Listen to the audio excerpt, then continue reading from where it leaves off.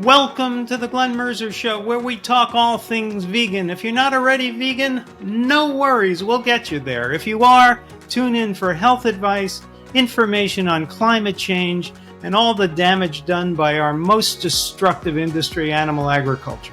We'll also talk cooking, theater, film, and culture. My 2 reasons for starting this podcast: to entertain, to inform, and to make people vegan. Oh, that's 3. Shit.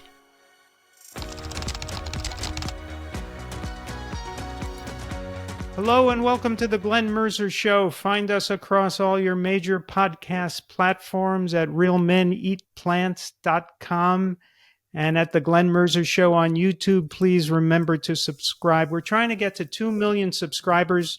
We're a little bit shy. When we get to 2 million subscribers, that'll be very good for the vegans. Okay.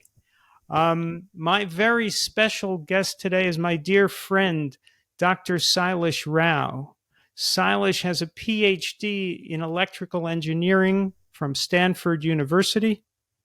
He is actually, believe it or not, one of the people responsible for the high-speed internet that we enjoy today, and that, in fact, I'm using today. Thank you for that, Sailesh. And Sailesh is also the founder of climatehealers.org. So go there and check out all the important information at that site. And Sailesh is the author of one of the most important papers of our century. It's called Animal Agriculture is the Leading Cause of Climate Change. It was published in the peer-reviewed Journal of Ecological Society in 2021. Sailesh, welcome to the show. Thank you, Glenn. I'm really glad to see you today because I need some optimism. There's something I'm getting pessimistic about, and you are my go-to guy for optimism. So we will get to that later. But first, let's let our listeners learn more about you. Tell us where you're from in India. I was born in Mangalore, which is on the western coast of India, and I was raised in Chennai, which is on the eastern coast of India. Now, you were raised in a vegetarian family, right? That is correct, yes. And my parents are vegetarian, yeah. In that area at that time, in that city at that time, what percentage of people would you estimate were vegetarians? I would say in Chennai, at least half were vegetarian. It was very common, it's like most of my classmates were vegetarian when I went to school. And today, is it more or less vegetarian than it was then? It's less vegetarian than it used to be. So a lot more people are eating meat. But then I also realized that, eating dairy is also, to me, the same as eating meat. Right. It's just liquid meat. Right. What is it that you think has caused India to backslide on this when there are less vegetarians, at least as a percentage of the population, than there were then? It's so-called development and all these multinational companies coming in and persuading people to eat this way. So I think that started in the 90s. It became like a big trend. And now people are beginning to see the impact of that. So that's why I have a great deal of faith that this is going to change very quickly, because people are associating their ill health with the changes that happened. Is heart disease on the upswing in India? Oh, yes. India, I think, has, Indians have this special characteristic that we tend to store fat in our arteries very well. So Indians have so-called tofu bodies, thin outside, fat inside. And so I think it's also a genetic selection that happened during the colonial era, because in the colonial era, between 1800 and 1940, India went through about 14 different famines. And it's estimated anywhere from 40 million to 100 million people died during those famines. And so those who survived were the ones who could store fat and use it for a rainy day, so to speak, right? Right. And so, uh, so this is why we are genetically selected to store fat in our bodies. And that's on the inside of your body as well as the outside. Right. In It's the mostly, artery. in the art. Well, it's everywhere. We're storing it. I mean, it's easy for us to store fat. Let me put it that way. And we Yeah. also have narrower arteries compared to the Europeans, I think. So this is why uh, Indians. There's an estimate that among cardiac patients, half the cardiac patients are Indians. Half of the cardiac patients in the world? Are Indians. Even though we are Wow. 1/6 or so of the human population, we are Man, roughly talk about half. being overachievers. I That know. is, Yeah, but it's also waking us up faster, right? Because I mean, because of our genetic predispositions, we are waking up faster. so is obesity becoming a problem in India? Yeah, obesity is becoming a problem. See, when I was growing up, there were hardly anyone who was obese. I mean, it's like very Yeah. rare. And we used to make fun of those kids, remember? But there were like one or two kids. Now, if you call them that name, lots of kids are going to open. So are you referring to me? Right? So it's become so common that way. Yeah. And yeah, So, I mean, we're in the same age range in our 60s. And right, it's the same with me. And when I was a kid, there were very few obese kids. right. And Yeah. when I went to college, hardly anyone was obese. And now I live in a college town, and there was a new fried chicken place that opened downtown, and I saw this long line of obese college students. Mm, And I wonder, do they not realize that it's what they're eating that is doing this, that they're eating all this fat? I mean, you would think it's in the word. Eating fat makes you fat. Why is it so difficult for people to put this together?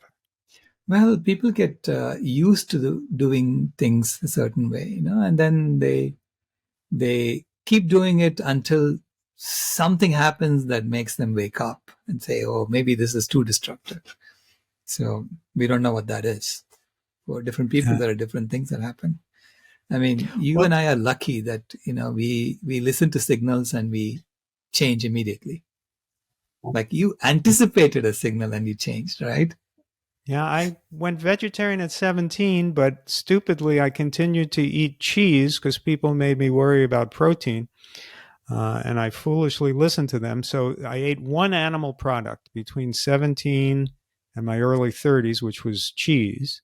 Mm, And then I started to feel pains around my chest, which I'm guessing was the start of heart disease. I never went to the doctor to check it out. Instead of going to the doctor, I thought about it and I thought, well, I'm not eating meat because of the saturated fat and the cholesterol. And what is cheese but saturated fat and cholesterol? As I said before, it's liquid meat.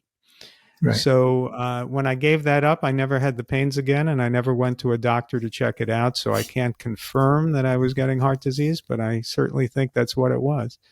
But you also, as a vegetarian, you grew up having dairy. Did you Right. have it in the form of cheese and butter, and did you have ghee? What kind of dairy did you have? You have to understand that when I was growing up in the 60s and 70s, dairy was rare.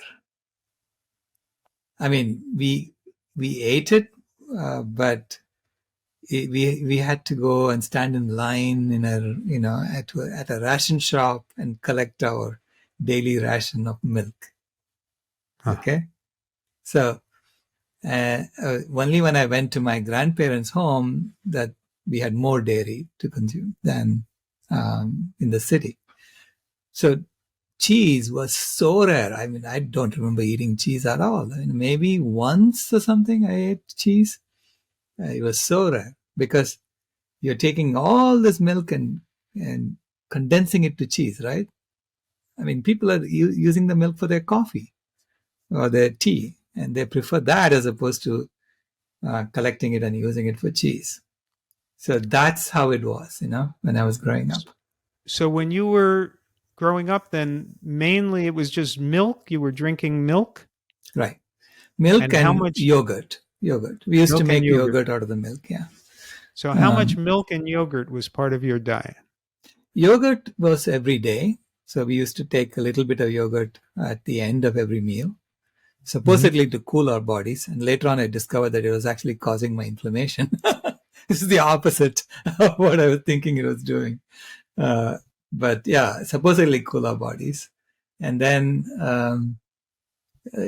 I mean, cheese was absolutely rare. Butter was also rare, butter and ghee Okay. were rare. And we used to only use that during festivals,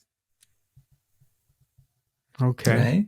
So that's how it was when I was growing up. And in fact, that's how it was when I left India in 1981. And when you Um, left and came to the States, how did your hmm. diet change? Well, I mean, when I landed in Washington, D.C., and I was like really hungry, the only thing that was open was a Burger King. So I was like, I mean, uh, my flight landed late, and then my connecting flight had gone, and they just said, it's not our fault, so you figure it out on your own. And I was in this new country, you know. So I found a Trailways bus that could take me to my destination, and I had like $100 in cash. That's all I had. So I used that to buy some food at Burger King, and um, You had a burger. and and I had a burger, and I basically got a bus ticket out of it, and got to my brother's place where I could get some more funds, to do other things. Was that the first meat you had had in your life when you had that burger? I had tasted before, but this was the first substantial meal. Yeah. Yeah. And so, what was your reaction to eating that burger? Well, I mean, it wasn't. I mean, it just filled my hunger, right? It Hmm. satisfied my hunger. But other than that, I don't even remember much of it. Yeah. Yeah. Yeah, it's And nondescript to me. Hmm. and then, as you lived in America, did you start eating cheese more and other animal Yeah, products? I got hooked on pizza, cheese pizza, Mm. and to me that was a great meal to have a cheese pizza, right? So especially in school when I was going to university.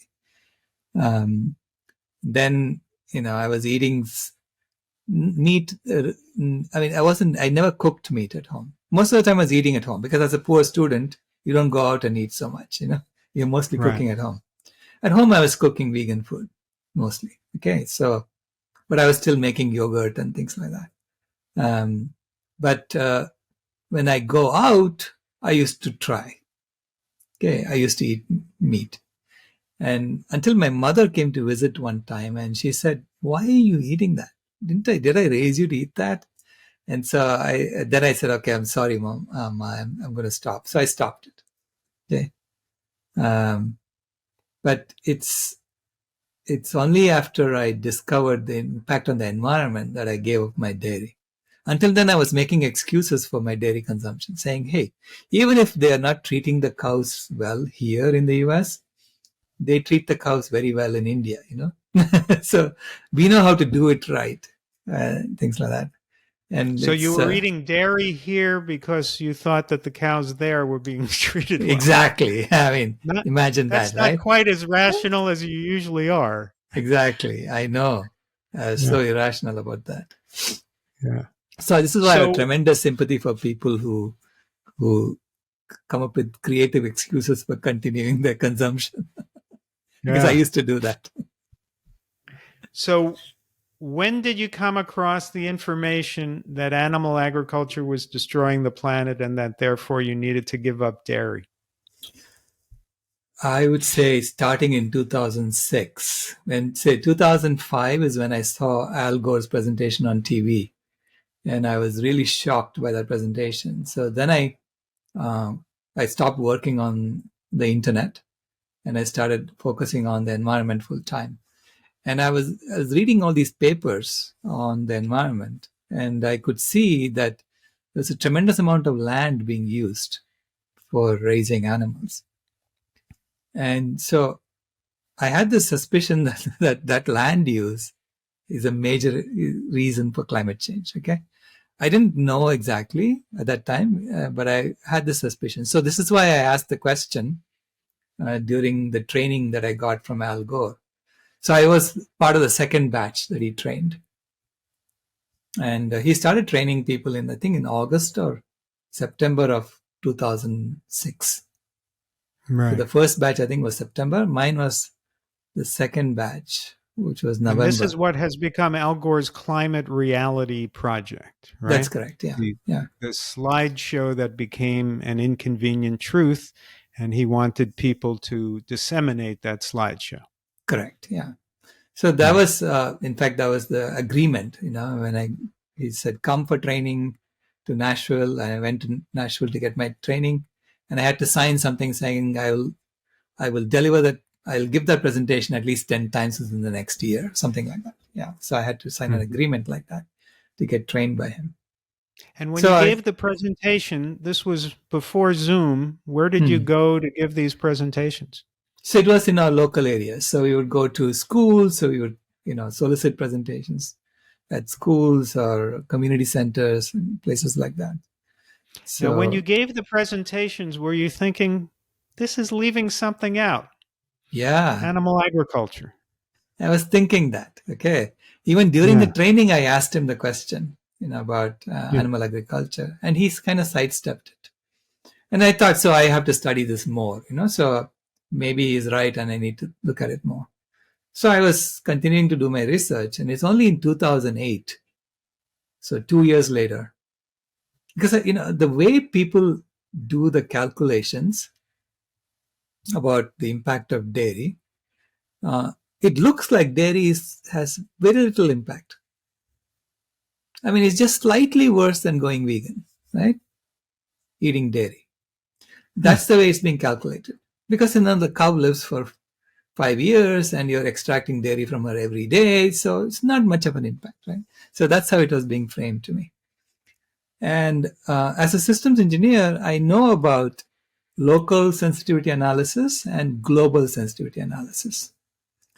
And, and I know that in a local sensitivity analysis, you can get fooled into going along with something, whereas a global sensitivity analysis will reveal the true picture. So I knew that too. And it's only in 2008 I realized that all the papers were doing a local sensitivity analysis. And am I correct, therefore, that in a local sensitivity analysis, you don't question all the assumptions? You don't question the situation. You just say the situation is the way it is. And then you say, if I make one small incremental change, what impact does that have? Right? So the way you... Go ahead. No, the way you would analyze for dairy, the way they were analyzing for dairy is that everyone is eating meat, everyone is eating dairy. Now, if one person stops eating dairy, what is the impact of that? Right. Well, not much, because everybody else is eating the beef, So that's the kind of analysis that's being done. So it's a matter of assigning responsibility for raising the cow to the beef consumer, the leather consumer, the consumer of glue, from the hoof of the animal. So you're assigning these responsibilities, the impact of the cow to different people like that. And then saying, okay, dairy is just a little part of it, right? And that's how they do the local sensitivity analysis.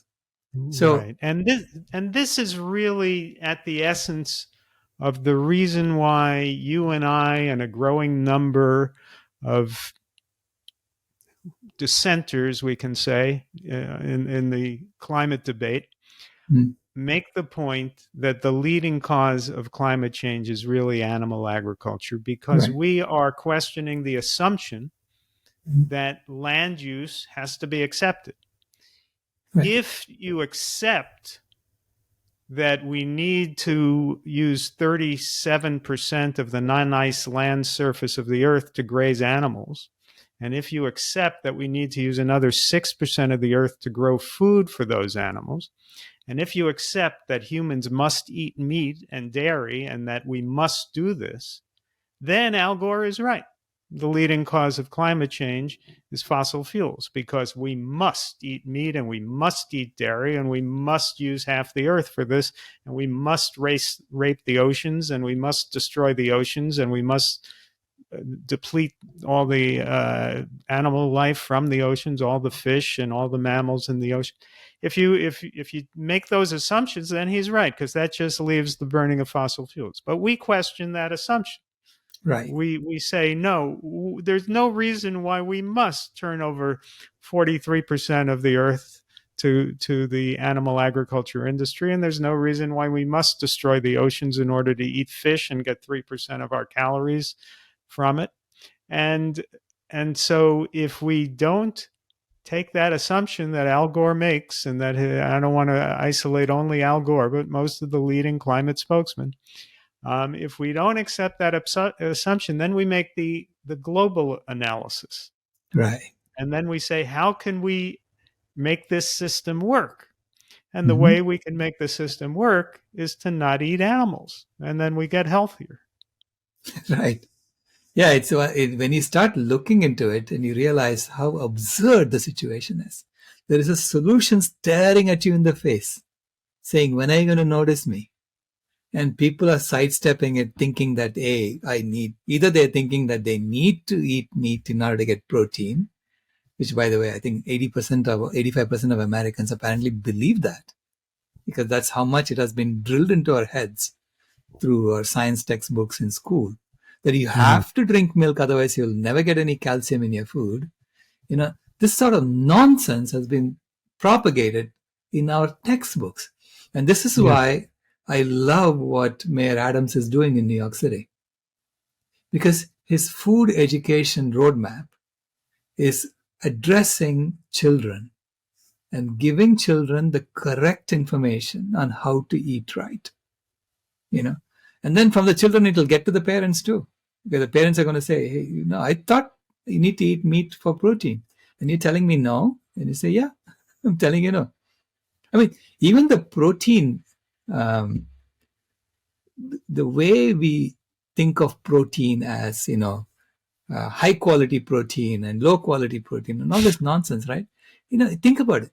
They are actually basing the quality measurement on the assumption that the optimum protein that humans have to eat is another human. That's what they're assuming, right? Because the protein matches exactly. Yeah. That's like telling an elephant the optimum food for an elephant should be another elephant. Yeah. The optimum food for a giraffe must be another giraffe. That's not how nature has built us. So how does an elephant get its protein, Sailesh? Yeah, protein is in every plant food. Yes. In fact, all amino acids are in every plant food. And this is an eye-opening statement to make, All amino acids, including the non-essential amino acids, are in every plant food. Yeah.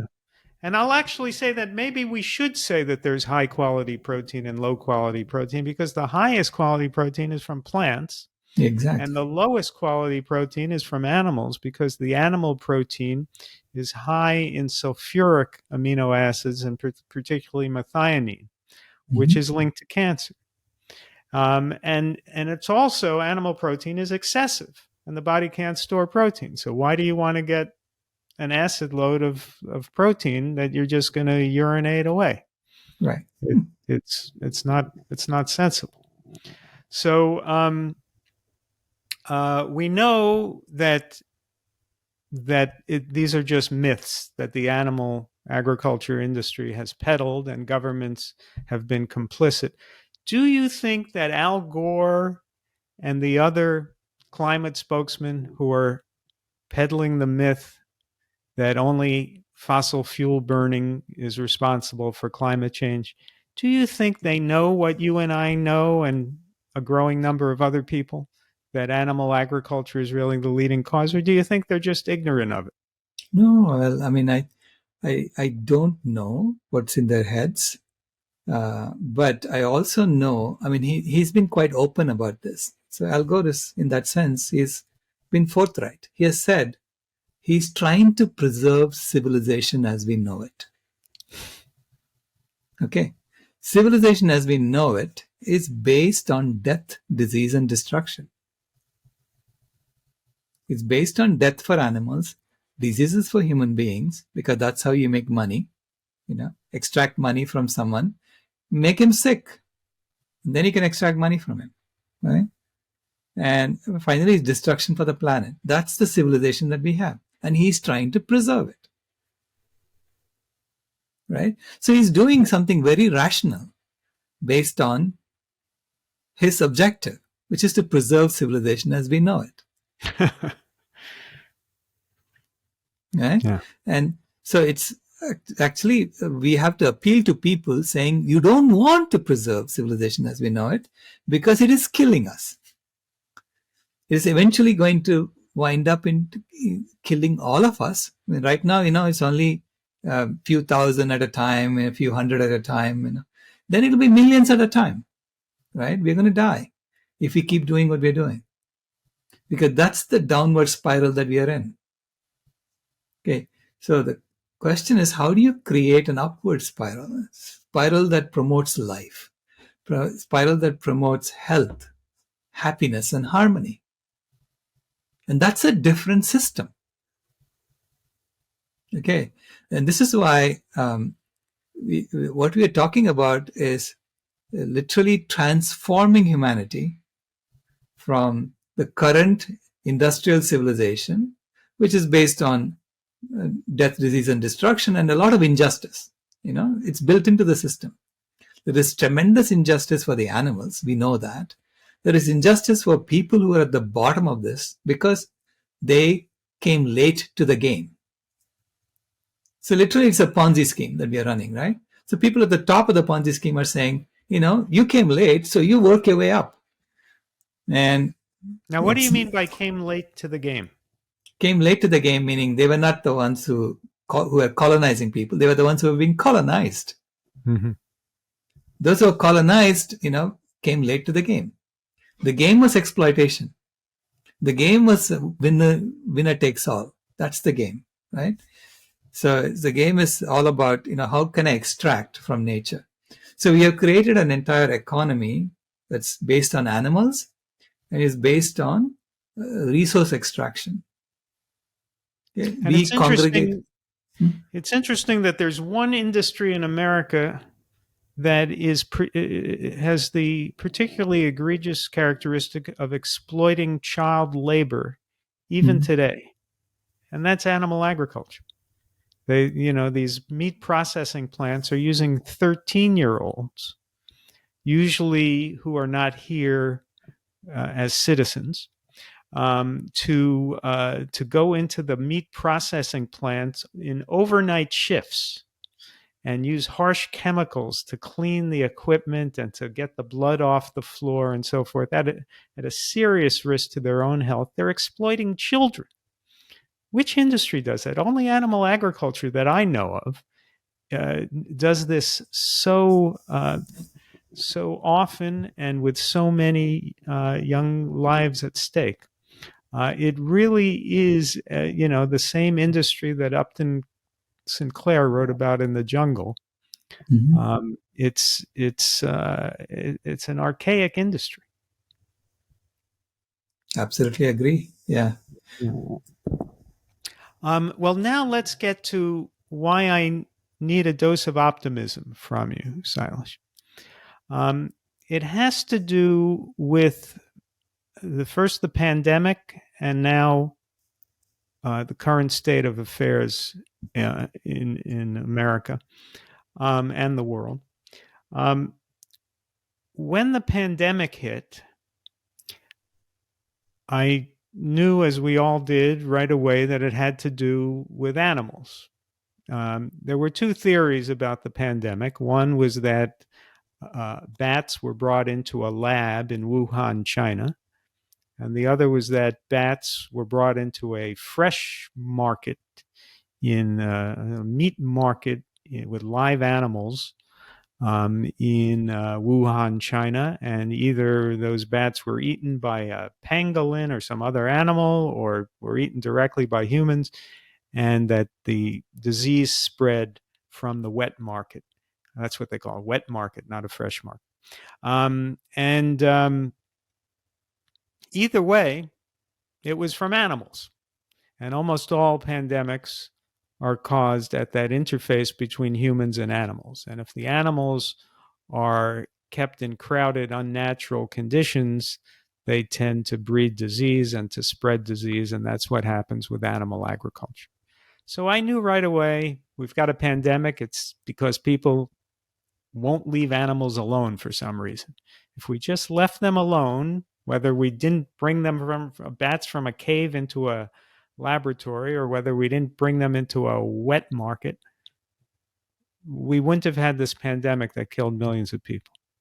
Well, when the pandemic came, I became very conservative about it and trying to avoid getting sick, and particularly to protect my wife. So my wife and I wore masks. And I do most of the grocery shopping in the family. So for 3 years until about a month ago, a few weeks ago, I did the same thing every day that I went to the market. I would drive a few minutes to the store, get out of the car. I would hold my mask because there's no reason to wear it outdoors, and I hate wearing it. I would walk into the grocery store. I would put on my mask, do my shopping, get out of the store, take off my mask, and bring the groceries home. And over time, I just grew to hate that ritual. I hated it, but I kept doing it to protect my wife. Well, now the pandemic seems to be lessening, and I was still, some other people in the stores were wearing masks, but a minority, and I gave up the mask. I told my wife, that's it, I'm done with the masks. And I had one beautiful day when I went to the store, didn't bring my mask, did my shopping, no mask, came home with my food. It was fine. The next day, we started to get smoke from the Canadian wildfires here in the Midwest. And now I have a new ritual, Sailesh. I drive to the grocery store. I put on my mask. I wear my mask outside till I get in the store. Then I take off my mask, do my grocery shopping, get out of the store, put on my mask, walk back to the car. And I can't go out in the air now without a mask. Right. And this is why I'm pessimistic, because these fires are wildfires from Canada that are being caused by the drying and the heating of the climate. Mm-hmm. And we know that that's caused largely by animal agriculture. People don't see the direct link, but it's because people eat meat, eat pork, eat dairy, eat animal foods that were drying up and heating the climate. And now we have these wildfires in Canada. And now I have to wear the mask outdoors again because people won't leave the animals alone. So tell me something to cheer me up, Sailesh, because I'm very depressed about this. Yeah, you are right, Glenn. I mean, that's what's causing this. And but at the same time, we are a very unique species. We are like, the mammalian bee. So we go along with everyone else. A lot of us just go along. It's not that they have convinced themselves that they have to do this. No, they're just going along with because everybody else is doing it. Yeah. That is our greatest strength as a species. And it's also our greatest weakness. Because it's our greatest strength because when we do things together like that, we become really strong as a species. Think about it. No other species could have changed the climate of the planet. And we are doing it, right? So we have the power to change the climate of the planet. And now we are seeing that. Now we are understanding it. And now we are being called to use that power wisely. You can continue heating the climate, in which case we're all going to die off. not just us, but all life on Earth can die off. Or we can say, if we have the power to heat the climate, we also have the power to cool the climate. And we can all go in unison that way. Right? So how do you go in unison in a different way? Well, make it the default. If you make the default, by default, you're kind to animals. By default, you're kind to the planet. By default, you're kind to your body. If you make that the default, and then you say, if you really insist on hurting yourself, yeah, you can eat it. So then you're not taking away anyone's freedom of choice, except for the animal. Poor animal is still suffering, right? But you can immediately, I bet you if the default became vegan tomorrow, you will immediately shrink the animal agriculture industry by 80%. I believe that. Well, there are some places where we can use this concept of default, like in a college cafeteria or something, where then, and that's happening in a few colleges where you have to specifically order meat or else you're going to get a vegan meal. How do we make the vegan diet the default in people's private homes? Yeah, I mean, it has to be through education, right? So this is why it's great that it's happening in colleges first, because it's like the students who are saying, hey, wait a minute, I don't want a dead future. So what's the point of me studying in college if I'm going to come out and discover that my entire planet has been destroyed? So they are asserting that, that they want to live in a thriving planet. And so when the students say, like the students at Cambridge University have said that they want all their cafeterias to be 100% vegan, not just default, they want it to be 100% vegan. Because why the heck would you serve something that's going to destroy their future? So we have to now continue to associate eating animals with destruction of the planet, with destruction of our health, with destruction of our future. We have to continue associating that. And the more we do that, then it's going to become a default, meaning just like, people just stopped abusing gays, because it became normal to treat them as members of the human family who deserve respect. Similarly, we are saying, the animals are members of this planetary family. They deserve respect. Okay, that's the fundamental argument, right? And what we are pointing out is that if we treat them as if they are dispensable, they're going to go away. And if they go away, you're going to die. This is not complicated to understand. Okay, so treating animals with respect is about treating ourselves with respect. It's not just for the animals alone, it's for us. You have to treat them with respect, otherwise you are hurting yourself. And people are beginning to see it. So humans, Jared Bishop had this great line. He said, humans are slow, but they're not stupid. They're slow because it takes momentum. There's a huge momentum going in one direction. It takes time for that train to turn around. Okay, they're slow, but they're not stupid, meaning they will know. Like, see how fast people change their behaviors when the pandemic hit. Everybody went indoors, didn't want to go out, right? So we all barricaded ourselves. That wasn't our normal behavior. And the wild animals all came out and said, okay, now this is ours. These guys are all in cages and I am on the outside, right? And so it doesn't take much for humanity to change behavior. That's the source of my optimism. Okay, it's not optimism, it's really realism. Because if, at some point when you realize you're being choked, and now people are beginning to realize you're being choked.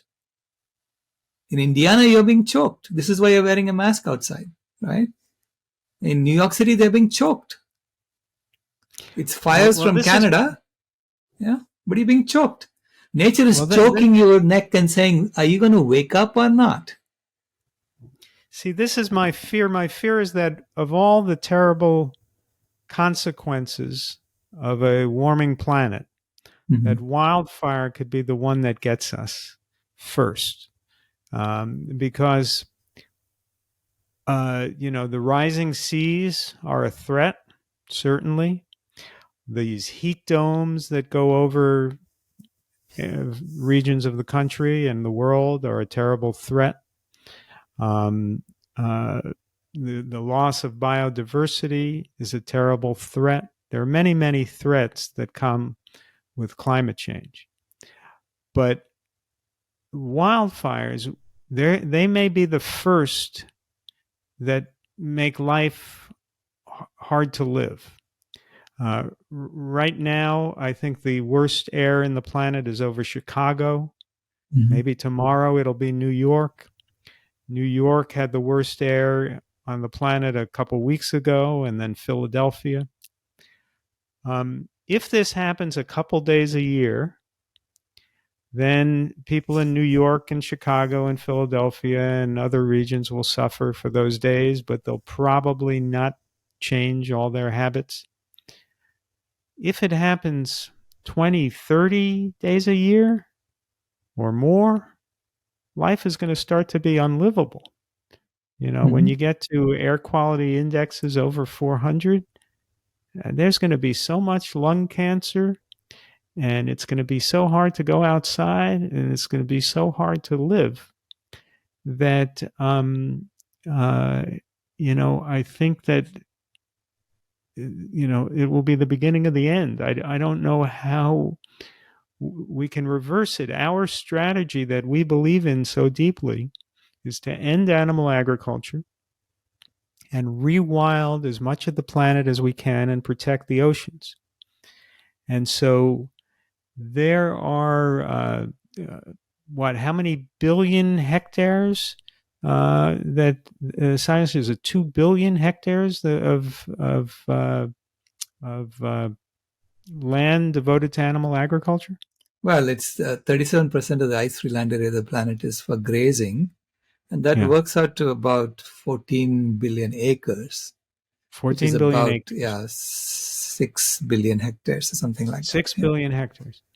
But in the last few weeks, we've lost considerably less, but still a lot, something like 19 million acres of Canadian forest. 19 million Uh, acres, really? I thought it was 1 million yeah, acre. 19 it million was 1 acres. million when you sent me an email a couple weeks ago. It's up Whoa. to 19. Yeah, it's going pretty fast.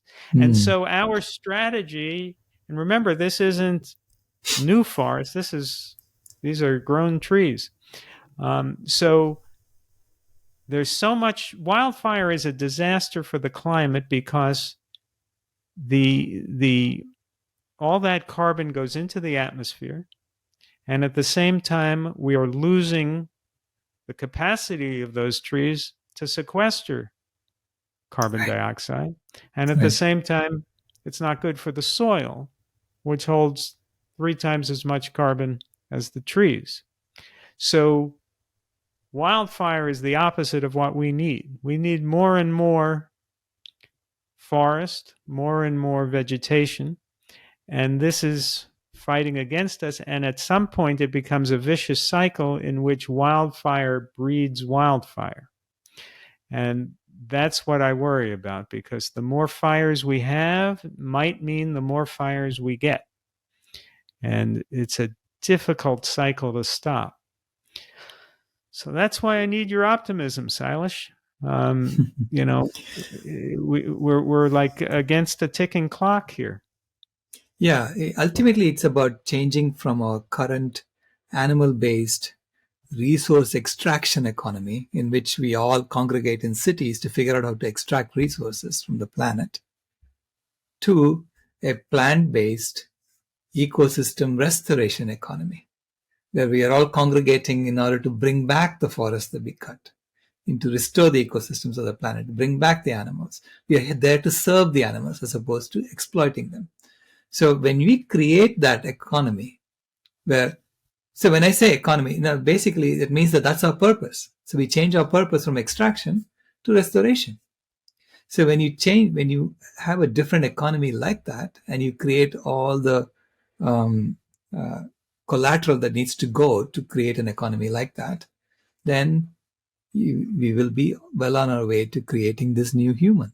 This is why Judy Carman calls it a transformation from Homo sapiens to Homo ahimsa. Okay, it's a transformation. It's a birthing of a new kind of human, and birthing is always painful. It means you have to let go of the past and you have to embrace a new future, which our children are doing. I mean, the younger generation is doing that. They're saying, "Yeah, we know there is no future here in what you old people have been doing," and they're asking us to help. I mean, that's what my granddaughter is basically saying, "Hey, give me a world in which you don't do that anymore." Right. Well, as we try to transform to becoming Homo ahimsa Mhm. and embracing the concept of harmlessness, we still have humans who are starting wars, invading Ukraine. We have humans who are doing tremendous amounts of damage, Right. attacking democracies. And it is always a challenge to sort of keep hope alive. And that seems to me the work that you specialize in. Tell people about climatehealers.org and what people can find at your website. Yeah, climatehealers.org was started in 2007, and its purpose is to reverse climate change. That's our organization is dedicated towards healing the Earth's climate. I'm an engineer, which means I look for solutions, and I specialize in solutions. And this is why we look at this environmental problem as, how do you solve it? How do you solve it? And we have to keep focusing on our solutions and working on the solutions so that more and more people come along and say, yes, I can help you with that. Whereas the people who are fighting the wars, they're still in the old model. They're still stuck as Homo sapiens. Right? And so I say, join us, come to climatehealers.org and join us. We have several regular events that's on our calendar. You can look that up under For You link. And we are constantly figuring out how to create this new way of living in which you're routinely helping the planet. And if you are listening and you are still not yet transformed to being a vegan and eating healthy human food, I've got a new book for you, which is upside down. There it is. No, there it is. Called America Goes Vegan, with over 100 vegan gluten-free recipes by Tracy Childs. Sailesh, your latest book is called The Pinky Promise, right? Correct. It's called The Pinky Promise. I don't have a copyright here with me, but look it up And on Amazon. what is the Pinky Promise that it's referring to? It's a promise that my granddaughter asked me to make to her, that we will stop hurting her relatives, the animals, by the time she turns 16 in 2026. So that's November 19th, 2026. That's her So we birthday. got a little more than 3 years, Right. a little more than 3 years to reverse this. Yeah. To create a vegan world for her. So a largely vegan world, meaning more than half the people are vegan in developed countries. So that's the goal I'm using. All And I right. think Well, I it's said happening. you're an optimist, so I'm right there with you. Yeah, we have to do this. I mean, come on. How much longer can you keep wearing masks outside, right? As you're doing now. Yeah, we have to do this. Yeah, but I hate to give yet another dose of pessimism here, but even if we get people to transform, some of this is baked in for a period of time. So a vegan world won't stop the wildfires immediately. Is that right? Well, we'll be bringing back new trees. So you have to grow more than is being destroyed. And Right. remember, as you pointed out, it'll be like 6 or 7 billion hectares or 12 billion acres that gets freed up. And 19 million acres are burning. So it's 19 million versus 12 billion. There's a lot of land available for us to heal the planet. So let's end on that note of optimism. If by your granddaughter's sweet 16 birthday, we have a largely vegan world, 3 years' time, Yes, um, how quickly will that start reversing the problem? immediately. Immediately. Immediately. It'll start sucking down. You will see it literally happening in the atmosphere. Okay. Really? So So it isn't the case that some of the global warming is baked in and will continue for another 10 or 20 years? that's all in the modeling. The way they model, they say this is Mhm. part of the natural cycle. I'm not going to look at it. And I'm only looking at the human cycle, right? That's how they model it. And I'm saying the natural cycle is part of it's the same cycle. Okay. So basically, the earth is breathing in and breathing out so much more CO2 than we are burning from fossil fuels. Okay. So all we are doing when we release that land back to nature and start helping nature is that we are increasing the earth's lung capacity. And if you just increase her lung capacity by 10%, she will start reversing it right away. Wow. That's the All beauty right. of it. I told you Sailesh would give us a dose of optimism, and he came through for us. So thank you, Sailesh, for joining us today. Find Sailesh at climatehealers.org. I could be found at glenmerzer.com. And please, if you're not vegan already, it's way past time. It's time to go vegan. Thank you so much. This has been the Glen Mercer Show, where everyone listening turns vegan, regains their health, and annoys their friends and relatives. Find us on YouTube at The Glen Mercer Show and across all your major podcast platforms. Don't forget to subscribe.